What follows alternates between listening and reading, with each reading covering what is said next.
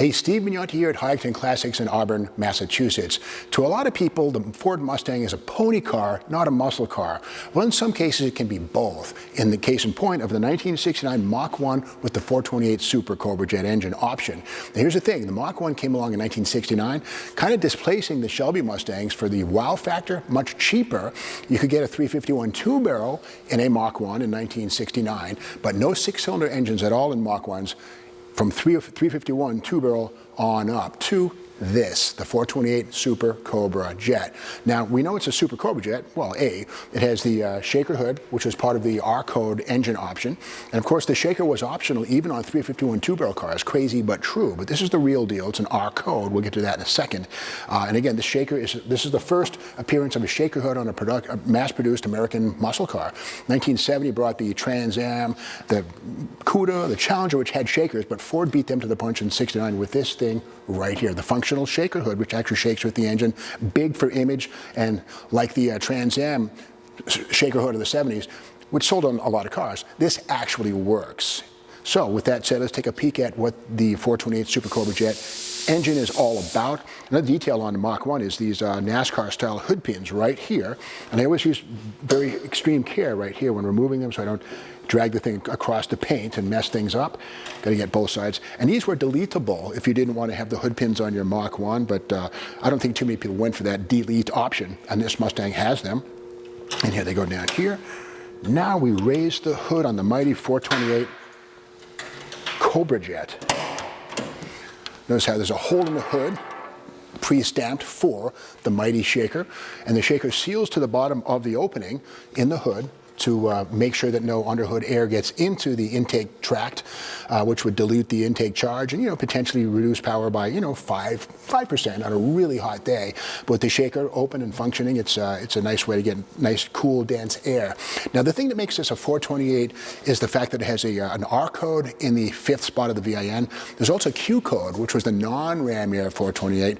Ironically, Ford rated them both at 335 horsepower, which is a bit of a trick I think to appease NHRA. The rule makers, they would have put this into a different bracket in the drag strip situation.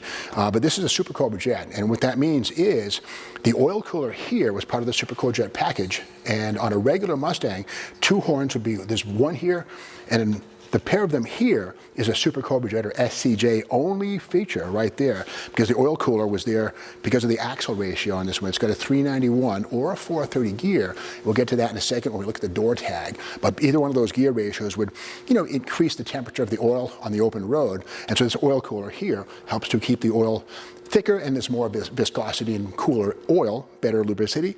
And this is bone stock. I mean, perfectly restored all the way down to the smog pump right here, the air injection reactor, this thing right here, which was a smog feature, which injected air into the exhaust manifolds to further accentuate the burn for cleaner tailpipe emissions. And this is a federal thing, had to be there. And, over the years, most people get rid of that. Well, not here. This is absolutely a 100-point restoration, beautifully done. And again, the competition suspension on these is present and accounted for, standard on the Mach 1. And one thing that's kind of cool is, as we know, 1967 brought a wider engine bay to the Mustang to accommodate the 390 big block, finally making the Mustang potentially a muscle car.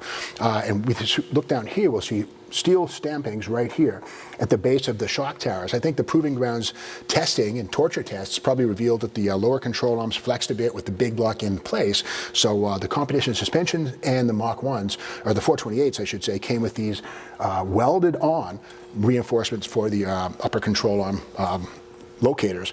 So beautifully done. Autolite battery right here, very correct and accounted for. Die-cast aluminum valve covers right here, rocker covers, call them what you will. And that's the story of the Super Cobra jet. And one other thing too, by the way, before I move on, is these are externally balanced because they have 427 style cap screw connecting rods, and only the SCJ, or the R code I should say, came with these connecting rods. And the beauty of these is that they're stronger than the normal bolt and nut connecting rods found on 390s and lesser engines, but the 428 SCJ had them. And behind the pulley here is a thing called the Tomahawk. It's a little cast iron doohickey that helps to offset the external balancing. Now, on both ends of the crankshaft, you'll find eccentrics to restore neutral balance to the crankshaft for higher RPM function and away from vibrations, harmful vibrations. So let's now go to the door sticker and find out what we see there. And this one does not have the Magnum 500s. This has the styled steel wheels, which are standard on the Mach 1. Great looking wheels.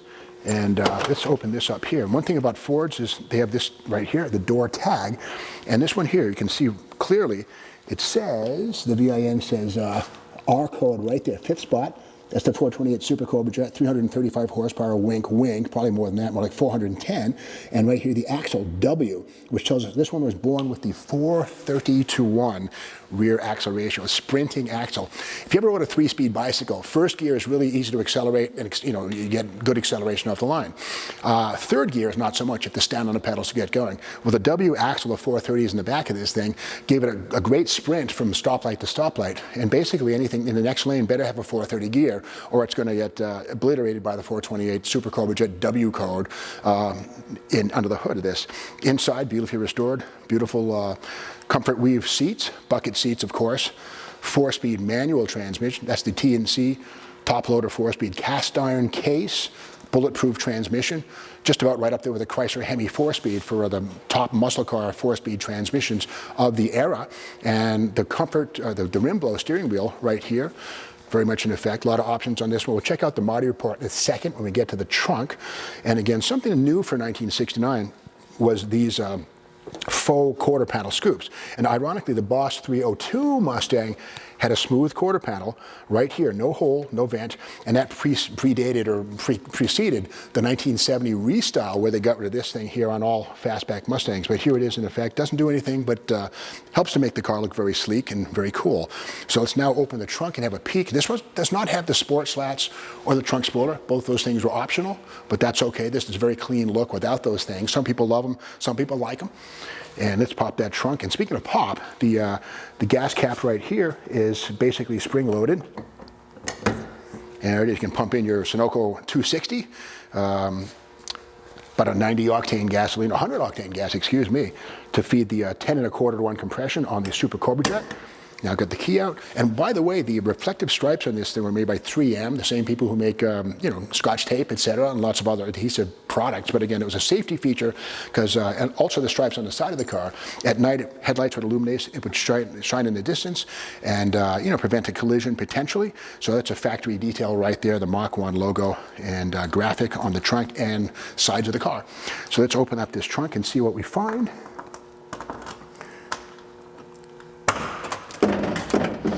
Yeah, very clean and very properly presented. Body color paint underneath. Of course, the polyglass tire right here, correct size and design for the 1969. And of course, the polyglass was a very modern tire. It wasn't a radial. It was a bias ply tire, but with that said, very wide footprint, good traction, compared to previous bias ply tires of the day. And here's the Marty report right here. Now, Kevin Marty, of course, is pretty much the eminent expert on decoding Mustangs and pretty much all Fords, from Broncos to Pintos. Yeah, Pintos. Kevin Marty will decode your VIN, but there it is right there. It tells how many were built and what date it was built and how much it cost new, and a reproduction of the window sticker right there. This was $4,227.46, including the Super Track Pack price on that was $357, etc. The drag pack right there, and small price to pay for street supremacy, really. I would say this car would rival a 446-pack Mopar. A street Hemi, be right in the same ballpark. L78, 396 Nova or Camaro or Chevelle, same ballpark. This would have been Ford's Street Fighter. Now you might wonder, what about the Boss 429 of 1969 and 70? It was kind of detuned from Ford, and Ford knew it. And those engines were built to homologate the Boss 9 in NASCAR racing. And they made a handful, maybe 2,000 max in 69 and 70, very rare pieces. But here we have right here, Car Life magazine from 1969 with the cover story right here on the 428 Cobra Jet Mustang. And there it is right there, it's on the cover, star position, and 428 Mach 1, best Mustang yet and quickest ever. I love vintage magazines like that. They take you back in time and they make the car like new, because here it is. Now we can tell this one here is either an early build Super Cobra Jet. We can see the horns are on different sides versus on the Super Cobra Jets there'd be an oil cooler right here. So it's probably an early production car. But again, there's the shaker and the 4-speed transmission in this one, I believe. But just a great piece of, retro. And here it is laying rubber right here, spinning the tires off the ground at Orange County OCIR Raceway. And just a beautiful thing right here. So it's a great example of Ford's pretty much pinnacle muscle car for the 1960s, for the muscle car era. And it's an example of how a pony car can be a muscle car at the same time, especially when it has the R code with the W code 430 gears in the back. It's an acceleration monster. To really make this work, you'd have to get some drag sticks on it, otherwise you just spin those tires all the way down the quarter mile. With that said, it's a beautiful example of the breed. To see more about this car, go to the High-Octane Classics website and check out the photo gallery. A lot of beautiful pictures of this car, top and bottom.